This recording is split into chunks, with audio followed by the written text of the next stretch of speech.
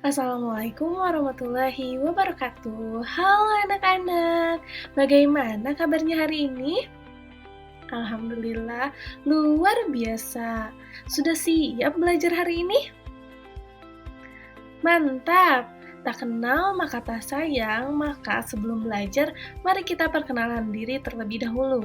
Perkenalkan, nama kakak Putri Salma, anak-anak bisa panggil Kak Salma. Nah, anak-anak, pernahkah kalian bermain ke taman, lalu melihat kepompong bergelantungan di ranting pohon? Lalu, setelah beberapa hari, di dalam kepompong tersebut keluar seekor kupu-kupu yang sangat indah. Pertanyaannya, apakah kupu-kupu tersebut lahir dari kepompong?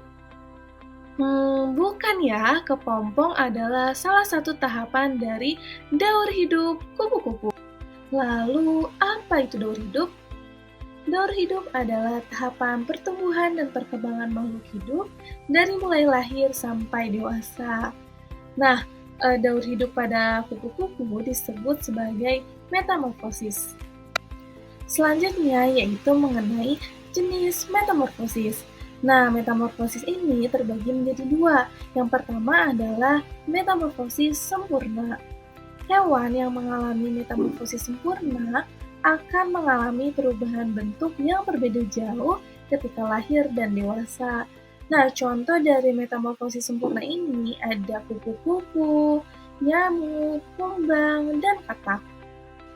Yuk kita simak salah satu tahapan metamorfosis sempurna pada kupu-kupu. Nah, pada kupu-kupu yang pertama itu ada telur. Lalu telur menjadi ulat atau larva, lalu menjadi kepompong atau pupa, dan terakhir menjadi seekor kupu-kupu atau imago yang sangat indah. Nah, kupu-kupu akan terus berkembang biak menghasilkan telur, dan kemudian daur hidup akan terus berulang secara terus-menerus. Berbeda dengan jenis serangga, tahapan metamorfosis sempurna pada katak terjadi mulai dari telur, lalu menjadi berudu atau kecebong, lalu menjadi berudu berkaki, menjadi katak muda, lalu hingga akhirnya menjadi katak dewasa. Nah, katak dewasa ini akan berkembang biak dan akan menghasilkan telur, lalu akan terjadi daur hidup secara terus-menerus. Jumlah telur pada katak bisa ribuan loh. Telur itu kemudian menetas menjadi berudu atau kecebong. Berudu akan berenang-renang di air dan bernafas dengan insang. Kemudian muncul kaki pada berudu. Berudu berkaki akan tumbuh menjadi katak muda yang memiliki ekor. Nah, setelah dewasa, ekor katak akan hilang dan kaki belakang katak akan lebih panjang daripada kaki depannya. Nah, kaki itu gunanya untuk bisa melompat. Selain untuk bisa melompat di darat, katak juga berenang di air dengan menggunakan selaput pada kakinya. Alat pernafasan yang dulunya insang juga berubah menjadi paru-paru dan kulit. Selanjutnya yaitu mengenai jenis metamorfosis yang kedua, yaitu metamorfosis tidak sempurna. Nah, hewan yang mengalami metamorfosis tidak sempurna mengalami perubahan bentuk yang tidak berbeda jauh. Contoh dari metamorfosis ini yaitu jangkrik, kecoa, belalang, dan capung. Salah satu contoh tahapan metamorfosis tidak sempurna yaitu pada capung. Nah, tahapan metamorfosis ini mulai dari telur, lalu menjadi nimfa atau capung muda, lalu terakhir menjadi capung dewasa atau imago. Nah, saat masih muda, capung akan berganti kulit beberapa kali, lalu sayapnya baru muncul pada saat capung dewasa.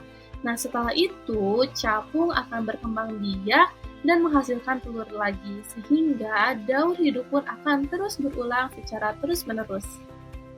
Lalu, apakah semua hewan mengalami metamorfosis? Metamorfosis kebanyakan dialami oleh jenis serangga. Hewan-hewan jenis lainnya mengalami daur hidup tanpa metamorfosis.